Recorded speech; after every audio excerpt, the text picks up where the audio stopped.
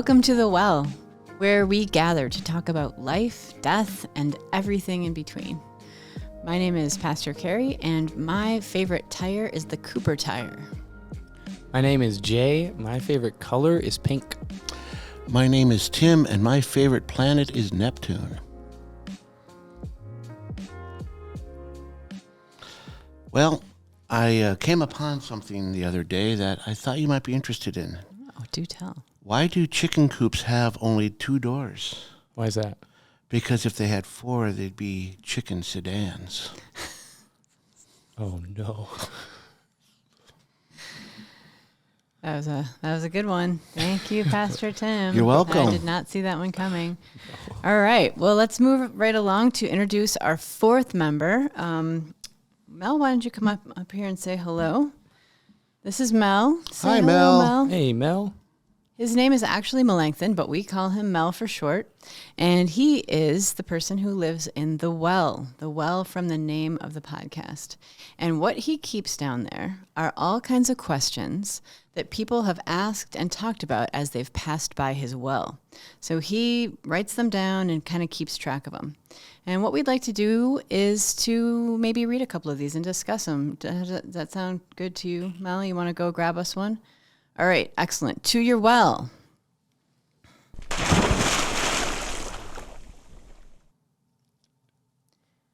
All right, it looks like he's got one here. Okay, Mel, shake it off. There we go. Okay, good. Ah, perfect. What do we have from the well today? Okay, let's see. We've got in the Bhagavad Gita, it says, when meditation is mastered, the mind is unwavering like the flame of a lamp in a windless place. Have you experienced something like this? Can meditation be mastered?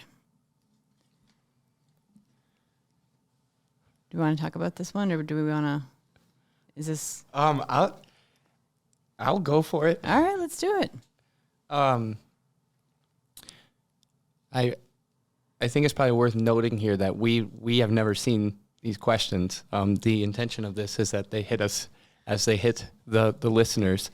And so I think it's funny that the youth director is starting the first one on mastering meditation. But I think it reminds me, for me, for years I never really considered it meditation till I realized it's what I was probably doing. I like to spend a lot of time out in nature, specifically if I can find like time in the woods. And there's times where I'll like go out for a run in the woods, but intentionally go further out than I need to come back for my distance so I can just be. And it definitely does. It says like an unwavering, like the flame of a lamp in a windless place. I would say that is the most clear my mind is in those moments. So I would agree with that.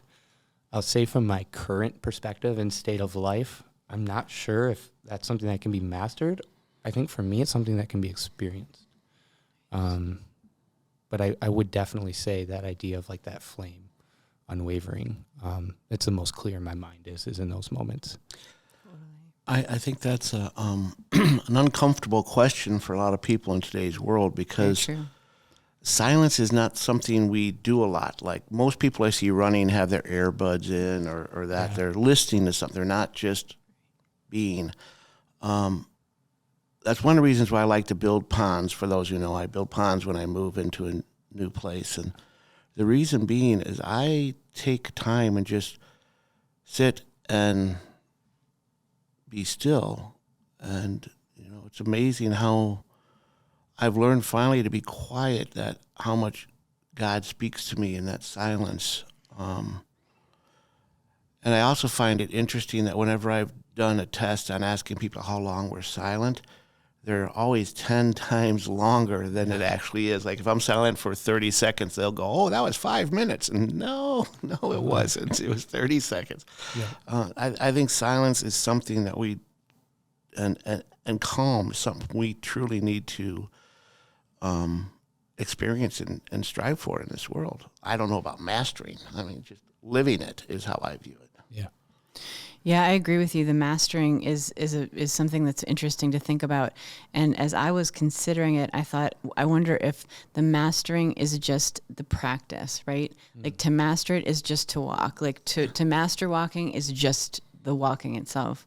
I really love a lot of things about yoga practice, but my favorite thing is there is no good practice, there is no bad practice, there is just your practice, right? So that's how I feel about meditation too. There's no good meditation, bad meditation. I do centering prayer and once a week, which is kind of like Christian meditation in a way.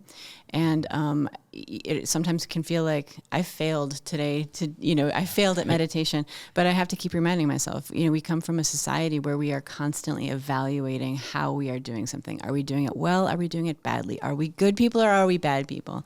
And it's a practice in letting go of that evaluation of myself and saying there's no good, there's no bad, there just is. And it's a good, in some ways I feel like that surrender could almost be considered the mastery, but it's something that you do over and over. You can never, get it all the way. At least I can't. So You make me think of Tillich's The Importance of Being. Just Right. be. Yep, exactly. When Pastor Carey, when you were saying that, it made me think, I got caught on the word like of mastering this. And I think for me, like what I consider like my mind being clear is like kind of feeling this state of peace. And I think the moment I try to control my own peace, I'm not peaceful anymore. So true, isn't And it? so I think because we have this idea of like you said, right or wrong, we win or we lose. Right. In the moment we try to like master this and create it as this obtainable thing, we actually potentially get in the way of it.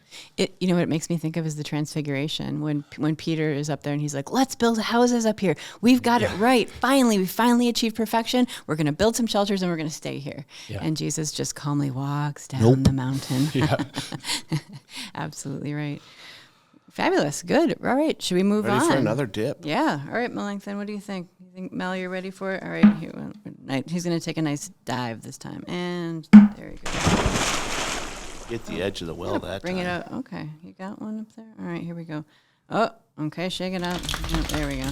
Now he's got one in his mouth this time, which is a little bit weird, but yeah. Okay. And Mel does what Mel does. I guess that's probably pretty true.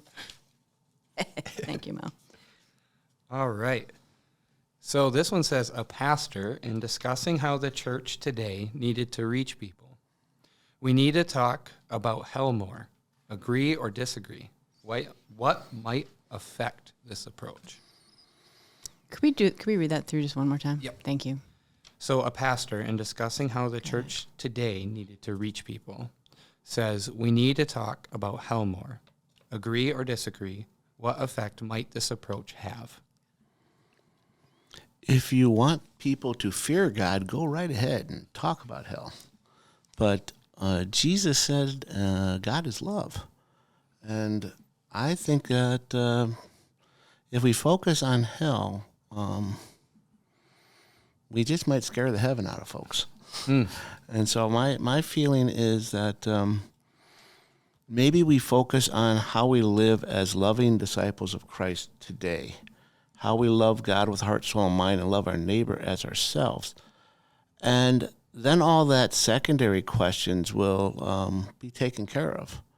It's like the merry-go-round ride that I talk about, where you could be spending the whole time reaching for the brass ring, or you could be enjoying the ride. Well, I think sometimes we're so heavenly focused that we're no earthly good, as the old saying goes. So I actually think that drives people away, because that's, I don't want to go to a house that's always judging me. So I'm not going to go to that house. Right. I want to go to a house that welcomes and loves me and accepts me as me. Right. Yeah. I wish I knew who said it. I want to say that it's Karl Marx, but I might be wrong. But it might be Karl Marx said the best way to control people is to appeal to their basest instincts, not their highest ones. Right? So when we can appeal to their fear, which is in some ways I think one of our basest instincts as like animals, right? But humans as well. When we can appeal to someone's fear and we can monetize it, right? Yeah, For lack right. of a better word, we can really control them. And I think that in some ways, not just churches, right? Institutions, that's how they motivate people sometimes. Politics, exactly. There's a million different ways that institutions aim to control people through their basest instincts, right? And I think, and when you think about that quote, you think of Jesus constantly appealing to people's higher instincts, and how difficult that was for him, and how it actually went in the end for him, right? He ended up being a victim of people's basest instincts by only appealing to their higher instincts. So yeah, I think it's when we talk about that whole hell and fear thing, yeah, it's something that the church has used to control people. Yeah, and what I find interesting is in the Gospels, when Jesus is asked by someone in the crowd or by the disciples about specifics like that, like futuristic specifics, Jesus almost in every answer, in one way or another, brings the question asker back to what's going on right here, right now. Oh, yeah. What are you doing in your life? Or Pastor Tim, I know you bring up the rich young ruler quite a bit in various stories, and I thought of that one and this one too, with like, so well, what do I have to do to enter the kingdom of heaven? And Jesus is like, actually, it's what you're going to do like right now. Like, how are you going to care for those that are in need right now?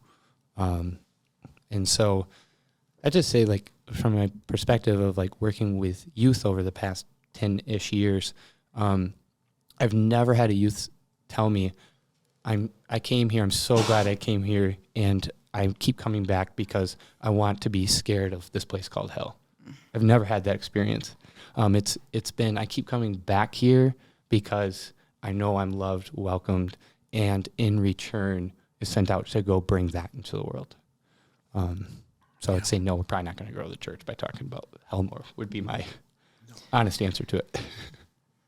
And if you do grow it by doing that, Is it the are church? you? Yeah, exactly. I'm sorry. No, you're right. That's Yeah, exactly yeah. right. Yeah, if we are attracting large crowds by scaring them to death, what does that really mean? That's exactly what Jesus was fighting against. That's right. Yeah. Jesus had a lot to say about it. Yeah. You know, the fear factor he didn't go for. Nope. Exactly. All right. Wonderful. Well, Mel, what do you think? Should we do just one more? Yeah. You want to go down there one more time? Oh, I think you have to. Watch your head this time. Yeah, come on, Mel. All right.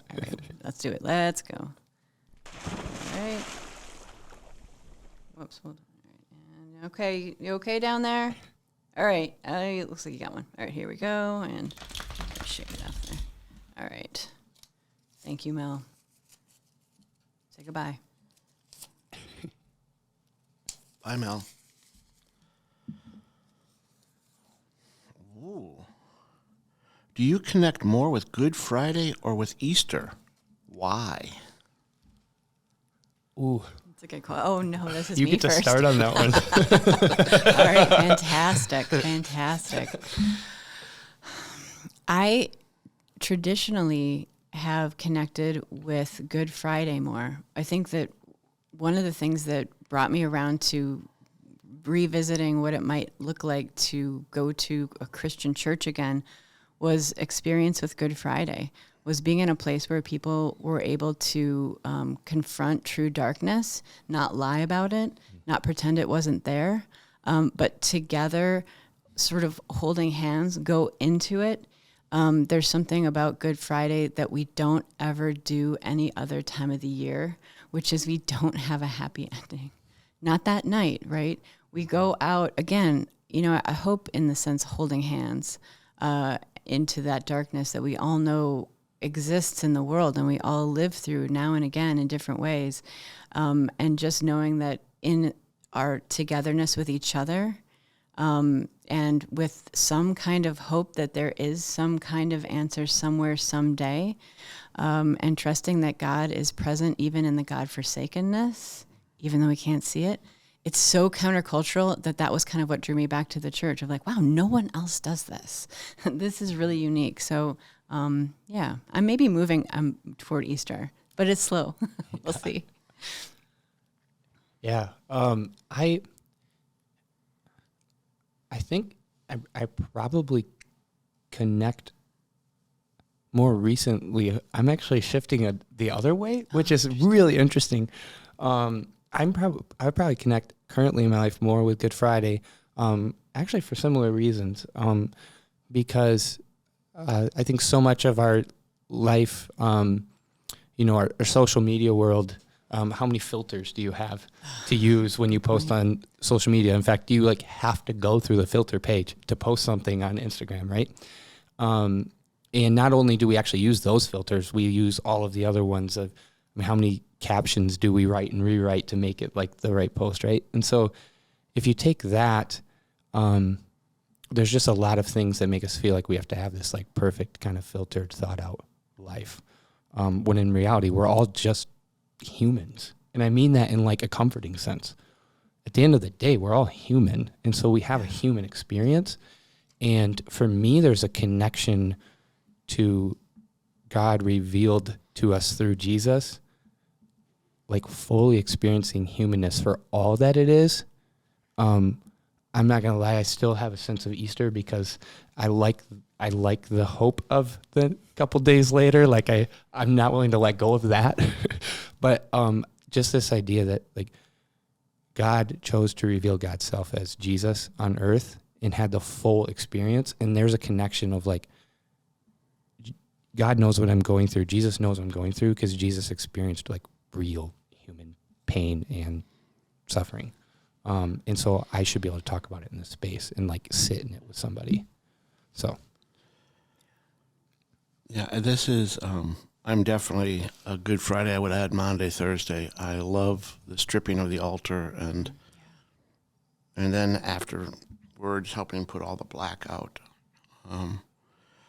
I do have a concern for the church, and I think this is my theology, the cross type stuff, that we have so much theology of glory where I often will do Palm Passion Sunday because you get the Palm Sunday, you got the triumphal entry, and then you don't come to church again until Sunday, and you have the triumphal resurrection, and you miss the entire betrayal and cross and all of that. And I have some habits that I do during Monday, Thursday, Good Friday, where after each service, I go off alone. When I was younger, the youth group would come with me, and we'd go to the nearby lake and just sit quietly and reflect. Matter of fact, at that church, we had a tradition where starting at the end of the service, or actually at 3 p.m. on Good Friday, we would have somebody in the church, 2 people, one praying and one watching the door for an hour. Each one would just be there praying for a half hour, and they filled the time all the way up until the sunrise service. It was really a cool tradition that they have. But yeah, I'm definitely Good Friday just because we lose a lot of the brokenness, and if we just go right from Palm to Easter. Well, and we again we connect back with one of our first questions, which is that silence, right? I think there's a lot of silence built into the Holy Week that people aren't necessarily easily connecting with. Palm Sunday and Easter are not quiet, right? They're loud, they're exciting and fun, but we miss out in that contemplative space. And that God-forsakenness. How many of us have gone through life feeling God-forsaken at one time or another? Absolutely. For sure. And to know that in some mysterious way God feels God-forsaken. Absolutely. Yeah, and I think like what I was thinking of with all the discussion is like the reality is we don't have Easter without Thursday and Friday, right? We don't get from Palm Sunday to Easter without those days. Right. No. Exactly. No, we don't. Good Friday. What a wonderful place to end this segment on. But let's go ahead and move on to our next segment, which is that we each episode are taking a recipe from an old church cookbook. You know, those cookbooks that your mom has maybe in the basement, and you're like paging through them and you're like, how many uses for aspic can there possibly be? I mean, I can't believe people served like duck meat in aspic or whatever. But anyway, we thought it would be fun to make one of these recipes each time, and we will taste test it and just see, all right, what do these people have to teach us about cuisine from different parts of different churches, not just Lutheran churches. But today, I made a recipe from the St. Luke's Cookbook from 1921. I could not resist it when I saw it was called New Sandwich. We will be eating New Sandwich. That's a straight up title. That is what it is called. Absolutely. Love it. So this is walnuts and celery, equal parts walnut and celery, and then some olives moistened with mayonnaise and then put on buttered bread. Now, the one thing it didn't tell me was what kind of olives. And I don't know if they didn't have black olives or they didn't have green olives, but maybe they must not have had two different kinds of olives. So I went with green olives. We'll see. We'll see what that does. So please feel free to take a little tea sandwich, a triangle. I have also not tasted it. So, here's some napkins. And Pastor Tim, you had the first bite. see what you think. Go right ahead. Gross, right? Oh my gosh. Oh yeah, the green olives are so wrong. I think it should have been black olives. You chose poorly. I think I did. It's really walnutty. Oh, I just took a second bite and I don't know why.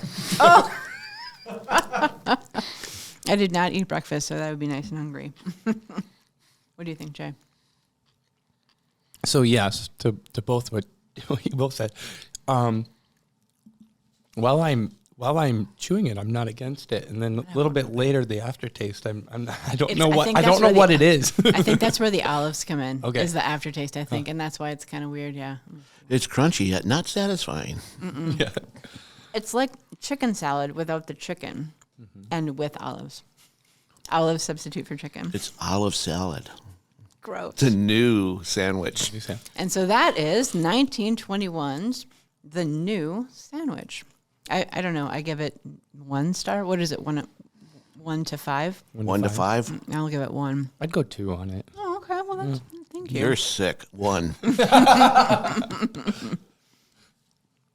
mean, the bread was good. Okay. The well, bread was good. I know. I probably shouldn't say that.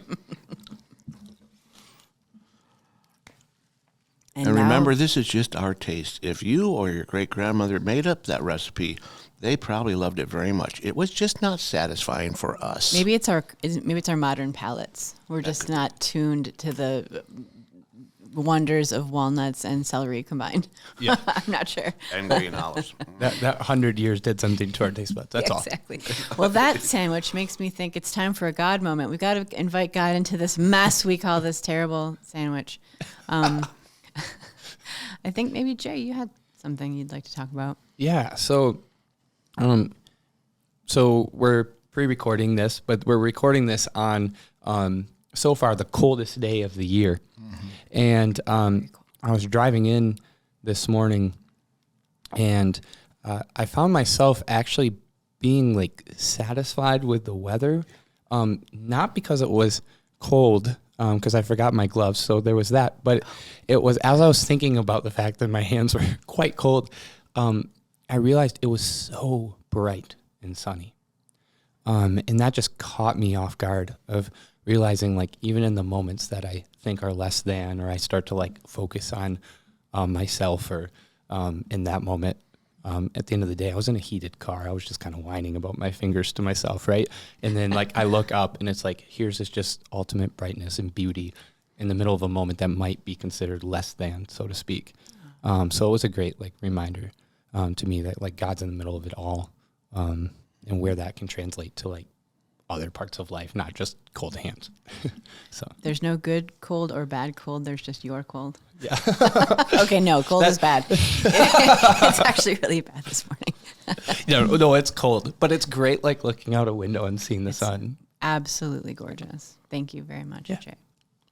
And thank you all for joining us. We've had a wonderful time being with you today. Yeah, thank you. Thanks for journeying to the well with us. God's peace be with you. The Well is a podcast of St. Luke's ELCA in Middleton, Wisconsin. You can follow for new episodes airing every other Thursday on St. Luke's website or wherever you get your podcasts. If you would like to drop a question in the Well, you can dive over to stlukes-elca.org/thewell to submit your questions there. The Well is sponsored by St. Luke's Foundation. The foundation is dedicated to leaving a legacy for future generations. You can learn more at stlukes-elca.org/foundation. The Well is produced by Doug Castle and edited by Ariana Vizcara. Thanks for listening, and we'll meet you next time here at The Well.